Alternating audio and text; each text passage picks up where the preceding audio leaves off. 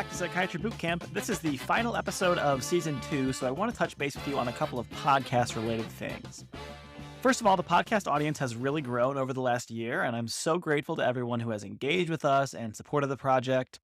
One great way to do that is to leave a rating on Spotify or a rating and review on Apple Podcasts.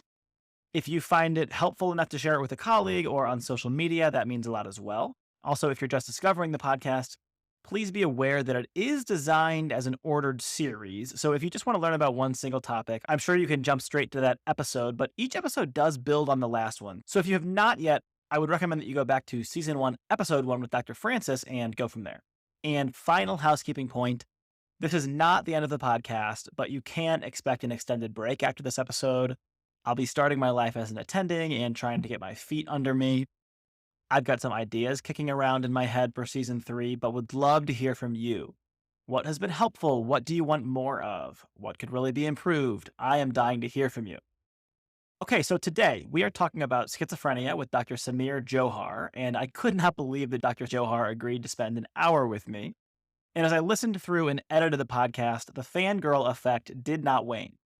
He has just a tremendous amount of wisdom to share with us, and I think you'll really appreciate his blend of neuroscience and clinical acumen, and perhaps most of all, humanism. If you appreciate the episode, please let him know on the website formerly known as Twitter, at Samir Jauhar. And Dr. Jauhar is one of the world's leading experts on schizophrenia and recently was the first author on a Lancet seminar on schizophrenia. The article is an astounding, digestible, wide-ranging view of the illness, and if you have any unanswered questions after this episode, or are looking for a citation for any of this material, you'll find it there in the episode notes. Without further ado, welcome to Psychiatry Boot Camp, Dr. Jauhar, and I'll ask you to introduce yourself to our audience. Great. Well, I'm Samir Jauhar. I work as a clinical senior lecturer and a consultant psychiatrist at the Institute of Psychiatry, Psychology and Neuroscience, King's College, and I look after young people with psychotic disorders in South East London. I'm interested, Dr. Jauhar, where did your interest in working with psychotic disorders initially develop? So it's like the story of the Scottish football team, which is probably glorious failure. But essentially, I was training in Scotland, and I remember government decided to change how they recruited doctors, and they basically scrapped interviews. So you didn't have any CVs or anything. But that was my excuse for basically the fact that I didn't get a job after training, after my junior residency training. And I got a job then as a non-training doctor in first episode psychosis team, which I thoroughly enjoyed. I had to sort of take over from the consultant who had to go away for a bit. And I was looking after the care of about 100 people in the community and in the hospital with first episode psychosis. I had a great team. And around that time at Glasgow, the professor of psychiatry was Peter McKenna, who's written probably one of the best books on schizophrenia. Spent his whole life studying the disorder, and I would meet up with him. So I guess it was a marriage of failure in terms of getting a job, but working with really, really good people, great patients and families, and then under sort of tutelage of someone who really understood things. So I was quite fortunate in retrospect. Though obviously when you're almost unemployed, it's not a good thing. So basically from there, I guess I had that interest, and then I finished my training, didn't get research jobs that I kept applying for. So usually when you apply for a research fellowship, they'll talk about the project of the person. And at first it was, oh, the project's very good, but you're not so good. And then you're so good, but the project isn't so good. And then I went for a very junior job at the Institute of Psychiatry to do PET scanning with Satish Kapoor and Oliver House in young people with psychosis. And that was a job in a city twice as expensive with a salary half as much. So it shows you just how intelligent I am. But I guess it's probably seeing the longer game. But for your listeners, I guess it's the fact that you do make sacrifices for things you enjoy. So let's start very broadly by giving a definition of schizophrenia, make sure that we're all on the same page before we kind of dive in too deep. So how do we define schizophrenia? Or if you prefer, what is schizophrenia? Good question. I'm very much a pragmatist. So I'll go for the definitions that people have come across. First thing I'll say is a construct, isn't it? all the illnesses and disorders that we look after broadly in psychiatry are disease constructs, aren't they? There's no genes code for proteins. They don't code for psychiatric disorders. And I think the longer that you're looking after the care of people, the more you're aware of that. So it is a construct, but it's a valid construct. And we always hear this sort of chat about classification. There's a long history of it going back to Bob Kendall. Can I call him Bob? It's Robert Kendall. And he was writing about this in the late 80s and did some great factor analytic studies, discriminant validity studies. But the point is, there is a classification of schizophrenia based on symptoms and symptom domains and impairment in functioning. And that usually holds true and marries forth. The DSM and ICD have got strengths and weaknesses, and you just have to accept those for what they are. And if you know what it is that constitutes them, you know the literature that's taken for that, I think you get a broad idea of what the disorder is and the people that you're looking out for. And it always brings a smile to my face when people talk about how bad classification is, and then you got the other extreme. And like most things in life, it's in the middle. And if you use a structured interview, your Cohen's kappa, so your degree of reliability, inter-rater reliability, is above zero 0.8 for ICD-11, which isn't bad. Not quite a McDonald's hamburger, but almost there. So will you walk us through, I guess, if the DSM is your preferred method, kind of what the DSM has to say about what is schizophrenia? Yeah, I guess our construct is based on positive, negative disorganization symptoms, catatonic symptoms, impairment and functioning for a period of about 6 months. Your bunch can all read, so they can all read what the DSM is. But I guess what will come out of the podcast is our Lancet seminar on schizophrenia, which goes through things in a little bit more depth. But as I understand it, it's the presence of symptom domains, impairing functioning, occurring for a period of around 6 months or so in people. One thing I think that's come more to the fore is an acknowledgement that you have cognitive impairment in schizophrenia. And that might not be so clear in the delineation and the classification systems, but it's there in 50% of people when they first present with the illness. So I think that's something to bear in mind. And, you folks will always use your initiative and think for yourselves. And when you're seeing someone, you'll integrate all of those aspects into your mind when you're seeing someone. And there'll be different symptom domains presenting to different people at different times. I think that's the best. It's the most parsimonious way of putting it across anyway.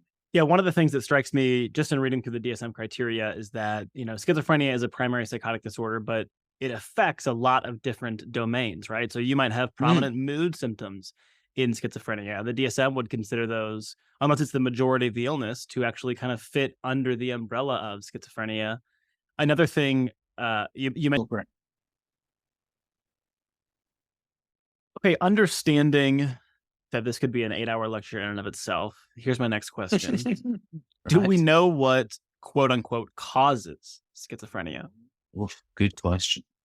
So I guess you take a step back and you say in psychiatric disorders, and again, it's a history lesson, isn't it? 40 years ago, some people came out and said, right, we're going to find the gene for schizophrenia. And how little, I guess, we as a field understood about, like I said at the beginning, genes code for proteins do not code for distinct disorders. And the evolution of the genetics has been quite something. I'm not a geneticist. I had to get my good Scottish friend to help out writing the article, Mandy Johnson, because she's a proper geneticist. But looking at it, it's quite something how we've understood the etiology, because it's definitely genes and environment. And I would say reading Peter's book probably gives you the best perspective, because it reads like a piece of Shakespeare, but it's basically the story of how we thought about the disorder. So Robin Murray does it beautifully because he thought about it as a disorder of development back in 82. So he tells a great story, actually. He was in Italy with his family and it rained, so he had to go inside. And in those days, you could just write a paper for the Lancet in a day. And he put forward the neurodevelopmental hypothesis that it would be genes and environment, not just scans of the brain. And I think that's been borne out. You see increased incidence and prevalence in certain areas with certain risk factors. Good example, ASOP study in the UK, where people from second generation Africa, Caribbeans, and people from Africa, continent with so many countries. It's amazing we just call it the same thing. But they had such an increased incidence and prevalence of the disorder compared to other people, even when you control for factors such as diagnosis or who's making the diagnosis. So there's variability in the environmental factors that increase your risk, definitely. And there's a nice meta-analysis by Paulo Cusapoli on that, an umbrella review. And what comes out is that's a major factor. Cannabis use is a big factor, increased relative risk as well. So yeah, I guess it's genes and environment. To cover the genes more specifically, you've got all the GWAS studies, haven't you, across the genome, each with small effect. Why is that important? Well, I guess if, the Rifkin study in 2014 was about 106. There's more since then, all of small effect, which have biological plausibility. So the thinking would be it'd be polygenetic, isn't it? A number of different genes increasing your risk in the context of environmental risk factors. Add to that some of the things that we see with the copy number variants. So what are these? These are genes with high penetrance, isn't it? De novo, so they come off their own accord, and they have such an effect. They increase your odds from 6 to 60, I think, in a proportion of people. I have to check the 60. It's either 6 to 20 or 6 to 60. There's a significant increased risk in a proportion of people. So I'd say it's genes and environment, and it's delineating those factors. And then other things come along, such as cannabis. And you have to just expose it to the Bradford Hill criteria of causality, don't you? Dose response, etc.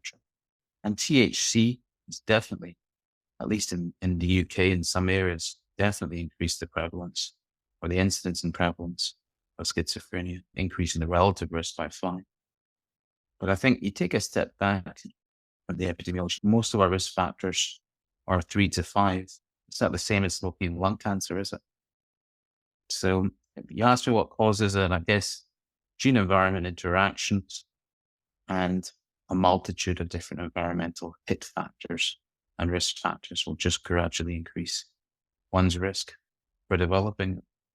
But what I'd also say is just a bit of humility in regard to what we describe, because people make a lot of the trauma stuff.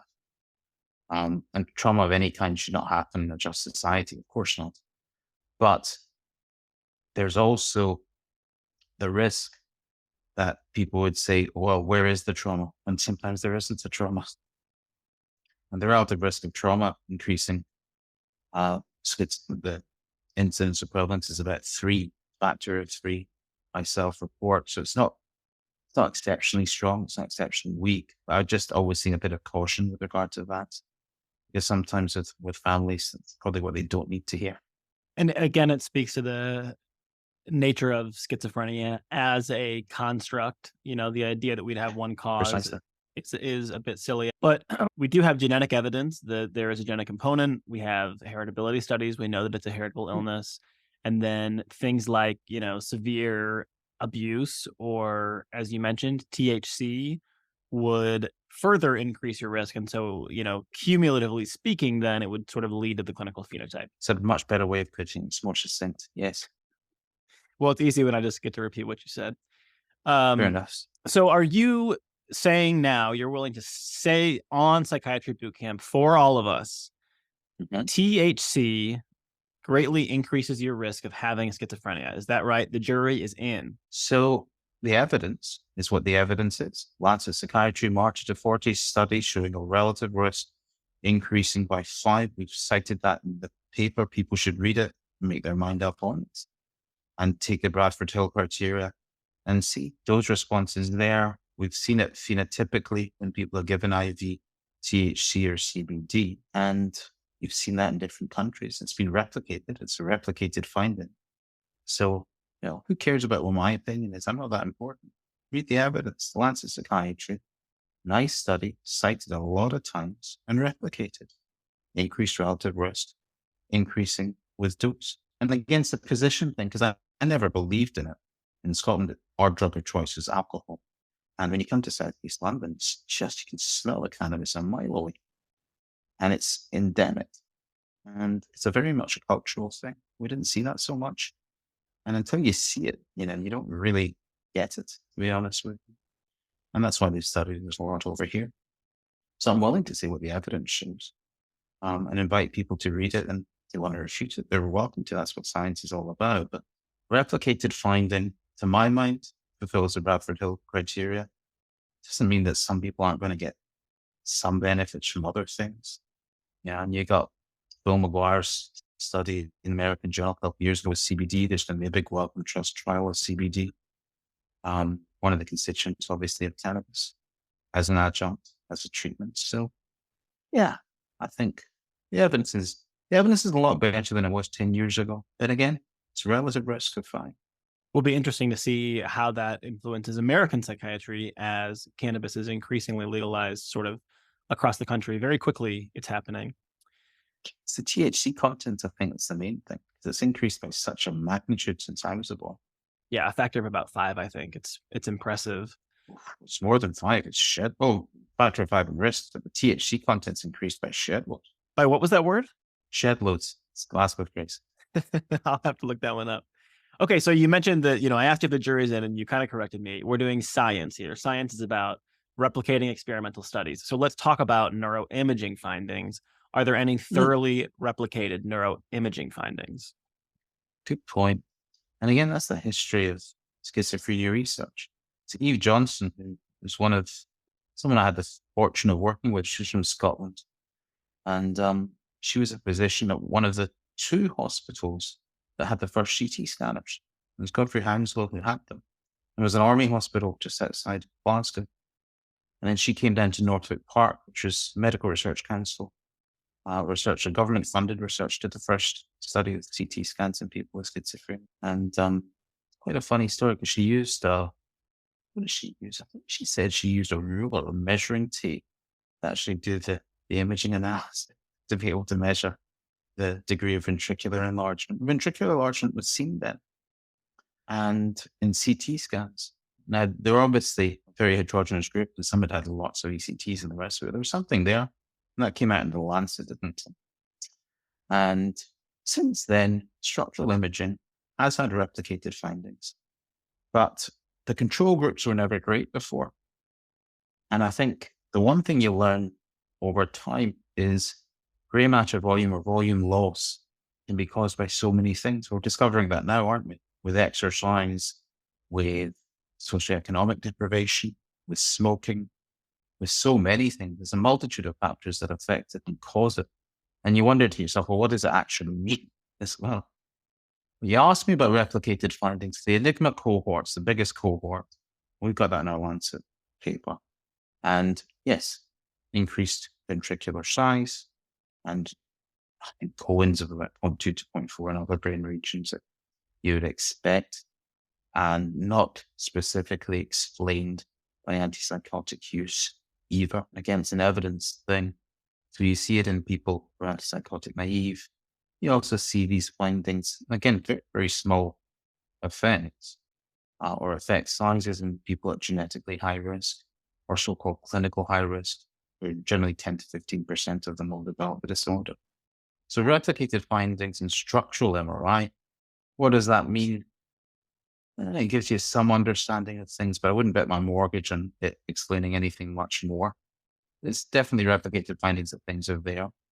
I think we can put to bed almost the thought that antipsychotics are responsible for all of those findings, because you've seen it in people who are antipsychotic naive. And there was a nice study from the Australians where people received placebo or antipsychotics.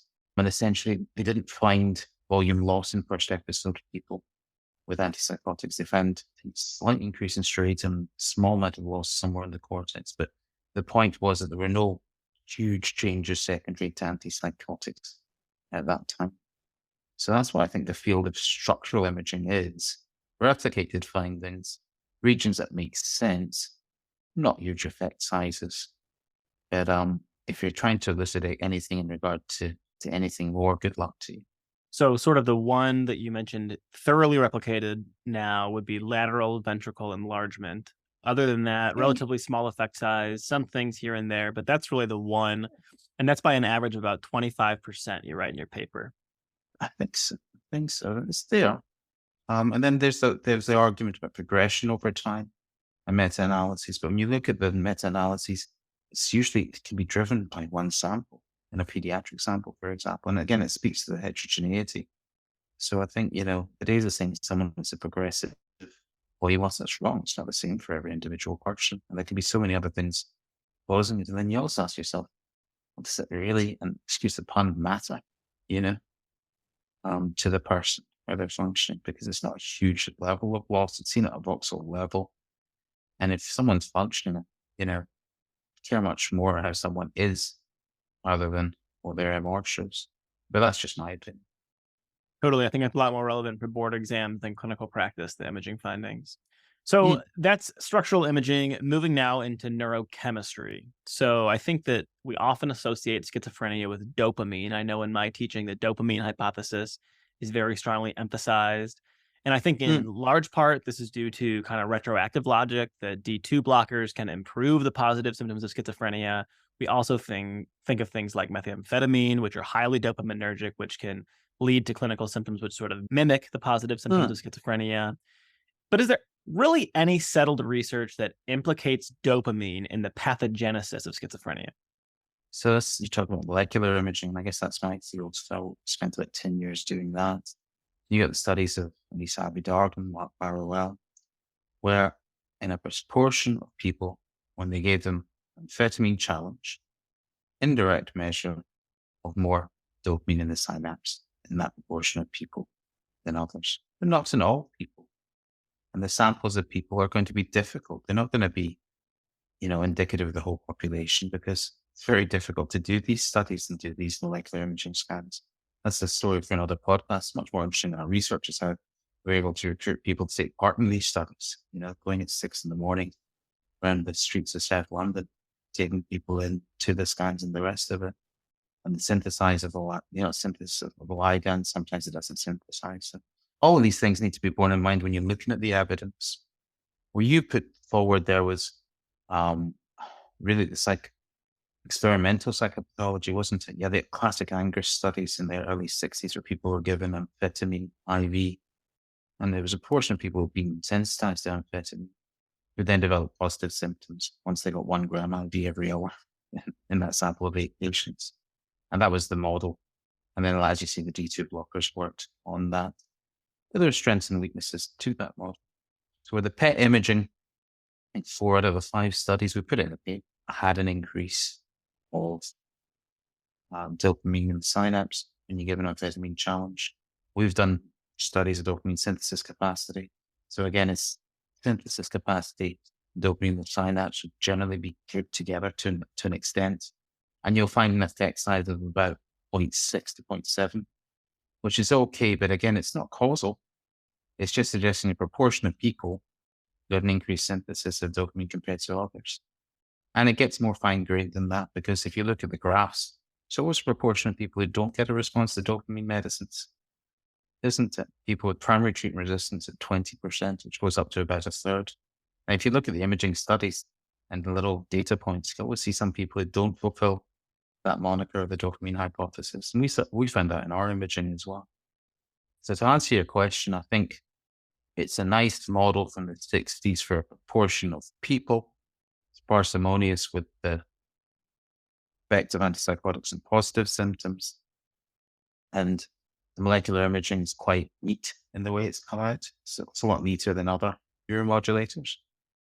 But it's not at the level of causality. And there are a proportion of people who don't get a response to dopamine acting medicines.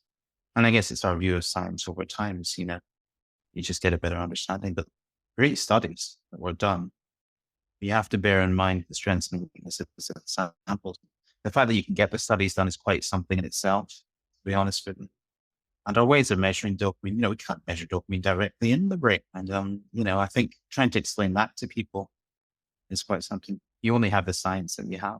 So it does seem that in a proportion of patients, they do have increased synthesis capacity for dopamine, increased levels of dopamine in the synapse as much as you can measure them, but certainly not enough to call this like one causal mechanism or Oh, yes, exactly. one pathophysiological mechanism to explain all cases of schizophrenia. That is Yeah. far-fetched. It's it's simplistic at the level of a cartoon. Love it. I love that. What about glutamate? Is there anything settled about glutamate, how that might affect the phenotype of So schizophrenia? I guess I wish I understood more of like say psychiatry neurotransmitters than I do, but glutamate's everywhere, and its role in long-term potentiation memories much larger than anything else. The model's an elegant one from John Christo because he took the same model that people had with dopamine acting medicines that cause positive symptoms. He looked at the effects of ketamine, and in a proportion of people, you can get delusions, you can get spaced out and dissociation, which could be ascribed to some of the psychopathology you see in schizophrenia. And they've worked up that model. The problem is you never had a good ligand in the system because the system's just everywhere. It's being affected everywhere. It's very difficult to measure. And magnetic resonance spectroscopy will measure intra and extracellular measures of glutamate. So you can't really have the same degree of granularity that you have with measuring the dopamine system. You got all these indirect bits of evidence. And then what's the big thing about the dopamine thing is that the drugs work. And I still remember, that some of the drugs work in the glutamate system. And again, there's picadillos with some of the trials because I think one of the trials, it performed the same as olanzapine but didn't beat placebo. It's probably because of the population of people there. I still remember something coming out in JAMA Psychiatry saying promising glutamate medicine. In the same week, it was either the Wall Street Journal or the New York Times saying drug company pulls out of glutamate study for schizophrenia, showing you just how slow we are. And I think that, that's the tried and tested, isn't it? If the drugs don't work, the system could well be influenced, but it's probably going to be a bit more neat. So it's a nice hypothesis. We need those hypotheses, and we find stuff in the imaging. Again, not in huge samples. We found an inverse relationship between cortical glutamate and dopamine. And there is that relationship in animals. But perturbing that and really getting your head around it would be pretty difficult for me. And at the end of the day, all our philosophizing is very nice, but the cardinal thing is whether the drugs work or not, isn't it? And we only have limited numbers of, we have limited resources that governments allocate to spend on this population. And if we are putting a good proportion of it toward these really amazing, phenomenal studies, are we taking it away from things that might actually make a difference in the lives of our patients? Speaking of Yeah. which, thinking now about treatment, often in psychiatry, we think in two broad forms: medication treatment, psychosocial Mm. treatment. What classes of medications have been found to be effective in schizophrenia? I think any of the antipsychotics, the efficacy of all of them is broadly the same. Little differences with some of them compared to others in terms of effect sizes. Obviously, clozapine is the medicine that helps in people with a resistant illness. It's also generally more efficacious than the other ones, but it's the side effect profiles, isn't it? Or the main things that matter to the people that we look after. And I think it's a lesson in medicine. It's the longer you know the medicines, the more you know about side effects and you mitigate the side effects. Because none of the trials are long-term trials. So to answer your question, I think all the antipsychotics broadly have a reasonable effect size. Obviously more so in the first episode. There'll be little nuances, when people knew about the partial agonists, it doesn't, people have been taking full antagonists for years, something that switched to partial agonists and no Sherlock where people are going to have relapses of symptoms. Doesn't mean the drugs were less efficacious, just our use of them wasn't as nuanced.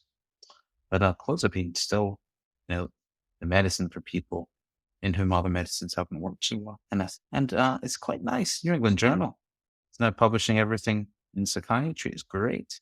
So you have the TAR agonist, wasn't it? The SEP drug. And then the M1M4 agonists. You have that coming out in the New England Journal.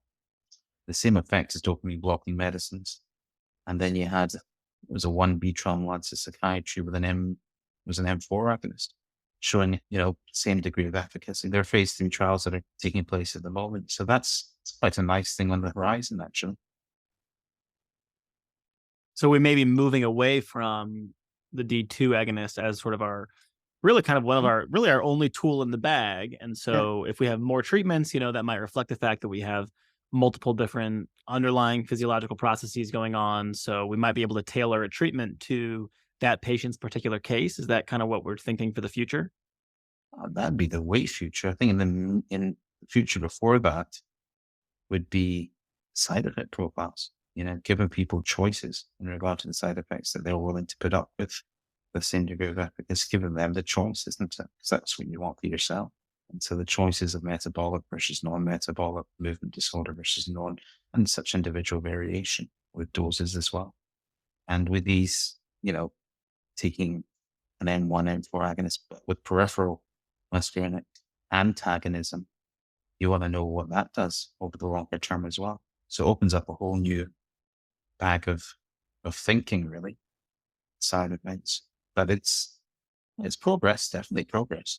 The number that you cite in your paper is for clozapine, speaking about patients who are strictly defined as treatment resistant in schizophrenia by all of the different criteria that these studies use. Strictly defined treatment resistant patients have a 40% response rate to clozapine, which I think is really impressive.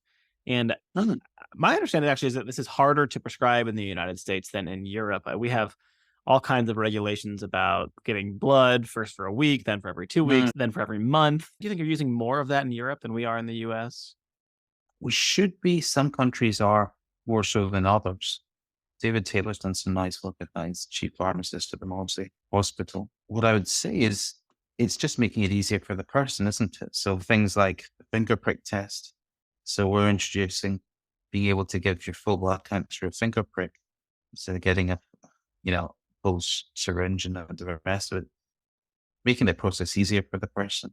Probably, if you look at the literature, you don't need as tight FBC monitoring as it's been put down. And it's been more innovative in that regard for people. And then just making them aware that it's an option for them, not telling them what to do, and, young people can choose their phone, so they can also choose their medicine and their dose of medicine as well. You know what I mean? Now, moving on to the psychosocial treatments, which psychosocial interventions are most helpful for patients with schizophrenia? Good question. I guess it's the evidence and then what you see on the ground, isn't it? Because the most studied treatment is CBT, and got a lot of grief for a meta-analysis on that, which is funny. We found in, studies where the raters were blinded, effect sizes weren't huge. But I think for sets of symptoms, it's definitely helpful for anxiety or depression symptoms in a proportion of people. But Cochrane have also done reviews of psychosocial interventions in general, as opposed to one modality. And you find a benefit for people. And then there's the evidence and then there's the human aspect of it as well, isn't it? Because continuity of care with the same person and those Rogerian principles of, therapy and just understanding a person, their social situation, their cultural situation, their family, that's going to count more than one specific modality. And I think those factors are there in good doctoring. And it's the same for someone who's got Parkinson's disease or multiple sclerosis. I think with the illnesses we look after affected so much by social effects, it does help to have that continuity with someone who just understands it and will take on board what's going on. Managing things in families when it's difficult does help with relapse. So I'd say it's the most studied is CBT, and we can argue about the science of it, and I've done that. But at a human level, I think any intervention has to be good for people, but with the emphasis on continuity of care and approach. Definitely the social side, people's outcomes in more affluent areas for everything are better. It used to be the thing in Glasgow, you look at the public health, the biggest risk factor for death from cardiovascular diseases, I remember it was social class. And I think that's the same with what we do. So I think psychosocial interventions should be the norm. And unfortunately, policymakers are having to probably put it in black and white to enforce it, which is a shame, actually, isn't it? Another thing that comes up a lot when our learners are studying is these assertive community treatment teams. And I think that this just speaks to your overall comments about, anybody with a disorder that affects their psychological life, their social well-being, as much as a disorder like schizophrenia. We really need to have wraparound services to think beyond just my role as a doctor is to prescribe a medication, but to think my role as a doctor is to help this person to live a more meaningful life, to be more connected to their community, if that's consistent with their values. And that often requires looking beyond your prescription pad, looking at what's available in your community, and making sure that you empower your patient to engage with whatever services are available to them. Yeah, it's just good doctrine, isn't it? Really. Good humaning. And you can, yeah, and you can make so many mistakes on both sides. If you're prescribing a medicine that's giving someone side effects and they're on the bus, someone can tell they're taking antipsychotic medicine, they're young or old. That's just not a good, and it's just being, I think, good at all those aspects or competent at all of those aspects and not one in favor of the other. Prescribing shouldn't come at the sacrifice of looking at a person, but looking at a person shouldn't come at the sacrifices of prescribing either, because it's just doesn't make sense in terms of neuroscience, in terms of just the way that people are. So, Dr. Jauhar, now just speaking really from your gestalt, speaking clinically, speaking specifically to like psychiatry residents, young clinicians, people who are just getting their feet, learning to interact with this population, do you have any best practices, tips that you would recommend in terms of connecting with these patients, building a good therapeutic alliance, and just kind of generally approaching patients with a primary psychotic disorder? I probably learned from my own mistakes, I guess. It's never a them and an us. And R.D. Lang said that, didn't he? And he said last week. But it's humility of understanding what our treatments do and what they don't. And acknowledging that 90% of people we see will have capacity for making decisions about everything else in their lives. And it should be the same about their medical treatment as well. They can choose if they decide to buy an iPhone or not. Other brands apply. But they can also, I think, choose their own treatments. It's our job in modern medicine to let them make those decisions and also support them possibly if they make the wrong decisions because they'll learn over the longer term. If we go back to our definition of what the disorder is, but also the fact that relapses in such a proportion of people, you want to give people the skills of dealing with things over time. And we're the best one in the world. We're not going to be there the whole time. So I think it's that humility, but it's also understanding there's an empirical basis to psychiatry, and it's good. Our evidence base is really good. Our treatments do help a significant proportion of people. Nice Stefan Lloyd paper in British Journal on that, comparing the efficacy of our treatments in psychiatry to those in general medicine. And it's been pretty proud of that, but also just being humble with your patients and letting them make decisions. And I think it's a balance, isn't it? And we're going to make mistakes. I've made enough in my career. But I think it's being open about it and being open-minded about our evidence and understanding the strengths and weaknesses. Coming back to your first question, wasn't it? Understanding the construct of the disorder, strengths and weaknesses of diagnosis and classification, and then coming right through to the treatments, biological, psychological, social, and not one at the expense of the other, the strengths and the weaknesses. And there'll be times when people need a more assertive approach in regard to their illness and families, and you might pee them off a little bit. You might annoy them, but hopefully they understand that you're there for them over the longer term. And you're willing to put your hand up and go, yeah, I've made a mistake. So I'd say, know your evidence and be proud of your evidence. It's as strong as anywhere else. And our neuroscience is strong, especially when you understand how difficult it is to do. But it's being humble enough to know the weaknesses in our treatments or what we'd wish for. And you always think, if I had this myself, what would I want and how would I want to be treated? And I can tell you, doctors are the worst patients in the world. Only speak for myself. I can speak for myself too. That's true. That's amazing wisdom that you've shared with us. So we can be confident in the scientific basis of the evidence that we're using to provide recommendations to our patients.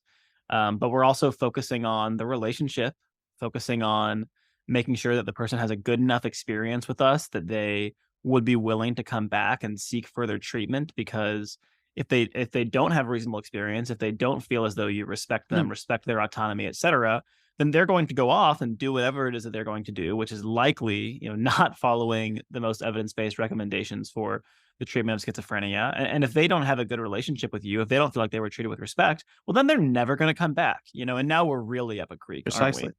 So having that humility, approaching with humility, with just giving your patients the facts, and then, when needed for safety reasons, following the evidence in terms of best treatment practices, kind of balancing that art and that science, you think, is something that you learn over time, and you're being very clear, learning it by being a human ourselves and making mistakes over time. Yeah, I think you put it beautifully.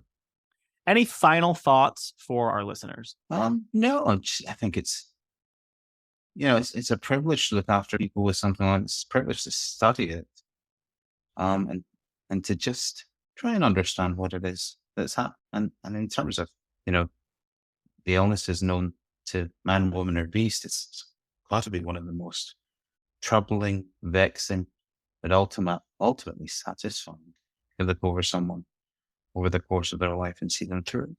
Yes, it's a real privilege. And it's been a privilege to have you on the podcast, to spend some time with you. Thank you for being generous with us and for sharing your expertise with our listeners across the globe. So I really appreciate it. Thanks for your time, Mark. Take care.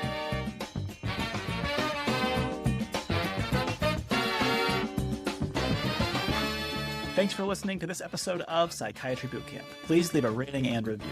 If you have questions or feedback for me, you can email me at psychiatrybootcamppodcast@gmail.com. The opinions shared in this podcast do not reflect the opinion of any institution, including host or guest employers or podcast partners. This podcast is not intended to be used as medical advice or in any legal proceedings whatsoever, including to establish a standard of care. This podcast is intended only as a supplement to a complete accredited psychiatry residency and is grossly inadequate to rely on for medical decision-making. It is intended to entertain and inform. You should always rely on your own clinical judgment when making medical decisions and contact your physician for medical advice.